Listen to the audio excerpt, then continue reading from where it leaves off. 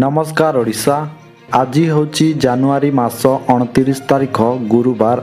आउ आजिर पाणीपाग अपडेट आसी जाइछि।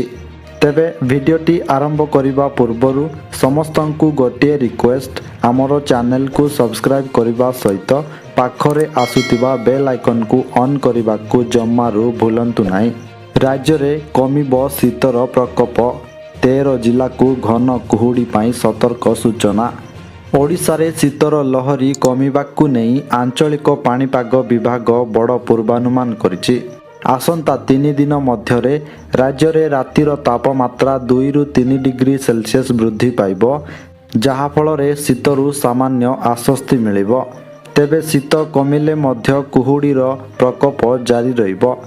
राज्यर भद्रक, पुरी, खोर्धा एवं कटक समेत 15टी जिले में घन कुहुड़ी पाई सतर्क सूचना जारी करा जायछि। राजधानी भुवनेश्वर रे आसंता 24 घंटा मध्यरे प्रबल काकर सह कुहुड़ी देखिबाकु मिलिब। एठारे दिनर सर्वाधिक तापमात्रा 32 डिग्री एवं रातिर सर्वनिम्न तापमात्रा 15 डिग्री रहिबार संभावना अछि। गतकाली दारिंगबाड़ी एवं फुलबाणी रे सर्वनिम्न तापमात्रा 10 डिग्री रेकर्ड करा जायथिबा बेले झारसुगुड़ा रे रातिर तापमात्रा 12.1 डिग्री रहिथिला। अन्यपटे भुवनेश्वर स्थित आंचलिक पाणीपाग विज्ञान केन्द्र पक्षरु आज पाई गुरुत्वपूर्ण सूचना मिलिछि। आज 4टी जिला को येलो वार्निंग एवं 24टी जिले में प्रबल शीत एवं 6टी जिले में हालुका शीत अनुभूत हेबो। एहा सहित राज्यर समुदाय 30टी जिले में पाग सुखिला रहिबो बोली पूर्वानुमान करा जायछि। तेबे आज केउ केउ जिला को सतर्क सूचना दिया जायछि, केउ जिला गुड़िकरे पाग सुखिला रहिबो, ता सहित केउ जिला गुड़िकरे हाड़भंगा शीत बा भीषण शीत हेबो एवं केउ केउ जिल्ला रे प्रबल शीत हेबो एवं राज्यर तापमात्रा आहुरी केते डिग्री सेल्सियस पर्यंत बढ़िबो, ता सहित आउ केते दिन पर्यंत घन कुहुड़ी देखाजिबो एवं पश्चिमा झड़र प्रभाव किभली रहिबो ताकू नहीं पाणीपाग विभाग कौन अपडेट देइछि। ए नहीं संपूर्ण खबर एवं आपणक जिल्लार तापमात्रा केते रहिबो ताहा जानिबा पाई भिडियोटी को शेष पर्यंत निश्चय देखंतु। ता सहित चैनल रे नुआ करी आसीथिले आम चैनल जी न्यूज अपडेट को एबे ही सब्सक्राइब करी पाखरे आसुतिबा बेल आइकन को ऑन करी रखंतु। यह द्वारा आपण सबुदिन पाणीपागर सठिक अपडेट सर्वप्रथमे पाई परिबे। तेबे चलंतु डेरी न करी आजिर पाणीपाग अपडेट उपरे नजर पकाई नेबा। कमुची शीत 2 रु 3 डिग्री जाए वृद्धि पाइब राति तापमात्रा। कमुची शीत बढ़ुची राति तापमात्रा। आसंता 3 दिन मध्यरे आहुरी 2 रु 3 डिग्री राति तापमात्रा वृद्धि पाइब। भुवनेश्वर रे आसंता 24 घंटा मध्यरे सकाळु घन कुहुड़ी सह काकर पड़िबो। दिनर तापमात्रा 31 डिग्री सह रातिर तापमात्रा 17 डिग्री रहिबो। ए नहीं पाणीपाग विभाग पक्षरु आकलन करा जायछि। तेबे वर्तमान जानि नेबा आज पाई सबु केउ केउ जिल्ला को येलो वार्निंग, केउ केउ जिल्ला रे प्रबल शीत एवं केउ केउ जिल्ला रे हालुका शीत एवं केउ केउ जिल्ला रे पाग सुखिला रहिबो बोली सूचना दिया जायछि। तेबे प्रथमे जानिबा जेउ 4टी जिल्ला रे येलो वार्निंग दिया जायछि, उक्त 4टी जिल्ला रे प्रबल कुहुड़ी हेबो बोली येलो वार्निंग जारी करा जायछि। एहा सहित उक्त 4टी जिल्ला रे प्रबल शीत मध्य हेबो बोली सूचना दिया जायछि। तेबे सेही 4टी जिल्ला गुड़िक हेउछि पुरी, जगतसिंहपुर, केन्द्रापड़ा एवं भद्रक।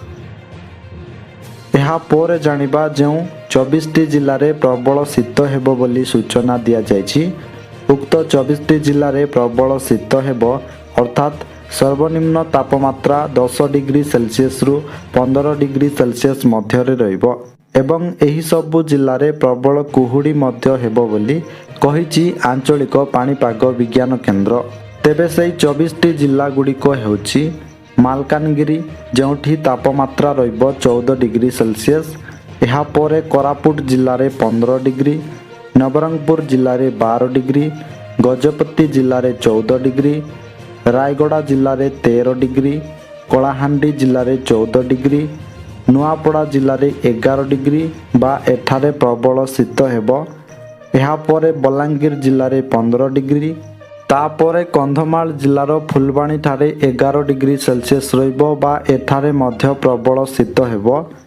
ଏହାପରେ ନୟାଗଡ଼ ଜିଲ୍ଲାରେ 15 ଡିଗ୍ରୀ, ଜଗତସିଂହପୁର ଜିଲ୍ଲାରେ 15 ଡିଗ୍ରୀ, କେନ୍ଦ୍ରାପଡ଼ା ଜିଲ୍ଲାରେ 15 ଡିଗ୍ରୀ ଏବଂ କଟକ ଜିଲ୍ଲାରେ ମଧ୍ୟ 15 ଡିଗ୍ରୀ। ଏହାପରେ ଢେଙ୍କାନାଳ ଜିଲ୍ଲାରେ 12 ଡିଗ୍ରୀ ଏବଂ ଅନୁଗୁଳ ଜିଲ୍ଲାରେ 12 ଡିଗ୍ରୀ ତାପମାତ୍ରା ରହିବ। ଏହାପରେ ସୋନପୁର ଜିଲ୍ଲାରେ 14 ଡିଗ୍ରୀ ଏବଂ ବରଗଡ଼ ଜିଲ୍ଲାରେ ମଧ୍ୟ 14 ଡିଗ୍ରୀ। ଏହାପରେ ସମ୍ବଲପୁର ଜିଲ୍ଲାରେ 15 ଡିଗ୍ରୀ, ଦେଓଗଡ଼ ଜିଲ୍ଲାରେ 14 ଡିଗ୍ରୀ, କେନ୍ଦୁଝର ଜିଲ୍ଲାରେ 13 ଡିଗ୍ରୀ, ମୟୂରଭଞ୍ଜ ଜିଲ୍ଲାରେ 15 ଡିଗ୍ରୀ, ଝାରସୁଗୁଡ଼ା ଜିଲ୍ଲାରେ 13 ଡିଗ୍ରୀ। ଏହାପରେ ସୁନ୍ଦରଗଡ଼ ଜିଲ୍ଲାର ରାଉରକେଲାଠାରେ 12 ଡିଗ୍ରୀ ଏବଂ ସୁନ୍ଦରଗଡ଼ ଜିଲ୍ଲାରେ 14 ଡିଗ୍ରୀ ସେଲସିୟସ୍ ତାପମାତ୍ରା ରହିବ। ଏହାପରେ ଜାଣିବା ଯେଉଁ 6ଟି ଜିଲ୍ଲାରେ ହାଲୁକାରୁ ମଧ୍ୟମ ଧରଣର ଶୀତ ହେବ ବୋଲି କୁହାଯାଇଛି।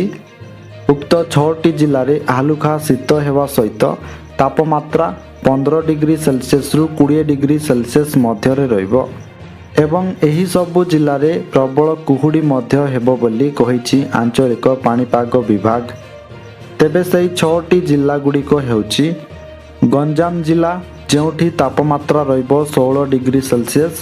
ଏହାପରେ ଖୋର୍ଦ୍ଧା ଜିଲ୍ଲାରେ 17 ଡିଗ୍ରୀ, ପୁରୀ ଜିଲ୍ଲାରେ 19 ଡିଗ୍ରୀ, ଯାଜପୁର ଜିଲ୍ଲାରେ 16 ଡିଗ୍ରୀ, ଭଦ୍ରକ ଜିଲ୍ଲାରେ 17 ଡିଗ୍ରୀ ଏବଂ ବାଲେଶ୍ୱର ଜିଲ୍ଲାରେ 16 ଡିଗ୍ରୀ ତାପମାତ୍ରା ରହିବ। ତେବେ ଏହାପରେ ଜାଣିବା ଯେଉଁ ସମୁଦାୟ 30ଟି ଜିଲ୍ଲାରେ ପାଗ ଶୁଖିଲା ରହିବ ବୋଲି କୁହାଯାଇଛି। ଉକ୍ତ 30ଟି ଜିଲ୍ଲାରେ ପାଗ ମୁଖ୍ୟତଃ ଶୁଖିଲା ରହିବ ଏବଂ କିଛି କିଛି ସ୍ଥାନରେ ପାଗ ମେଘୁଆ ରହିବ।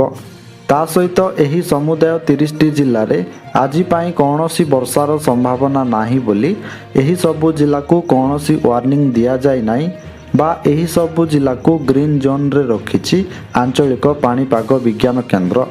ତେବେ ସେହି 30ଟି ଜିଲ୍ଲା ଗୁଡ଼ିକ ହେଉଛି ମାଲକାନଗିରି, କୋରାପୁଟ, ନବରଙ୍ଗପୁର, ରାୟଗଡ଼ା, କଳାହାଣ୍ଡି, ନୂଆପଡ଼ା, ବଲାଙ୍ଗୀର, କନ୍ଧମାଳ, ଗଜପତି, ଗଞ୍ଜାମ, ନୟାଗଡ଼, ବୌଦ୍ଧ, ସୋନପୁର, ବରଗଡ଼, ସମ୍ବଲପୁର, ଝାରସୁଗୁଡ଼ା, ସୁନ୍ଦରଗଡ଼, ଦେଓଗଡ଼, ଅନୁଗୁଳ, ଢେଙ୍କାନାଳ, କଟକ, ଖୋର୍ଦ୍ଧା, ପୁରୀ, ଜଗତସିଂହପୁର, କେନ୍ଦ୍ରାପଡ଼ା, ଯାଜପୁର, କେନ୍ଦୁଝର, ଭଦ୍ରକ, ବାଲେଶ୍ୱର ଏବଂ ମୟୂରଭଞ୍ଜ। ତେବେ ଦର୍ଶକ ବନ୍ଧୁ, ଏହା ଥିଲା ଆଜିର ସମ୍ପୂର୍ଣ୍ଣ ପାଣିପାଗ ଅପଡେଟ୍। ସବୁଦିନ ଏହିପରି ପାଣିପାଗ ଅପଡେଟ୍ ଜାଣିବା ପାଇଁ ଆମର ଚ୍ୟାନେଲ ସହିତ ଯୋଡ଼ି ହୋଇ ରୁହନ୍ତୁ। ଆଉ ଆପଣ କେଉଁ ଜିଲ୍ଲାରୁ ଏହି ଭିଡ଼ିଓ ଦେଖୁଛନ୍ତି ଏବଂ ଆପଣଙ୍କ ଜିଲ୍ଲାରେ ଶୀତ କିଭଳି ଅଛି କମେଣ୍ଟ ବକ୍ସରେ ନିଶ୍ଚୟ ଜଣାନ୍ତୁ। ଭିଡ଼ିଓକୁ ଗୋଟେ ଲାଇକ୍ କରିବା ସହିତ ଅନ୍ୟମାନଙ୍କ ସହିତ ମଧ୍ୟ ସେୟାର କରନ୍ତୁ, ଯାହାଫଳରେ ସମସ୍ତେ ସଠିକ୍ ପାଣିପାଗ ସୂଚନା ପାଇପାରିବେ। ଆସନ୍ତାକାଲି ପୁଣି ଦେଖା ହେବ ଏକ ନୂଆ ଅପଡେଟ୍ ସହିତ। ସେ ପର୍ଯ୍ୟନ୍ତ ବିଦାୟ ଦିଅନ୍ତୁ।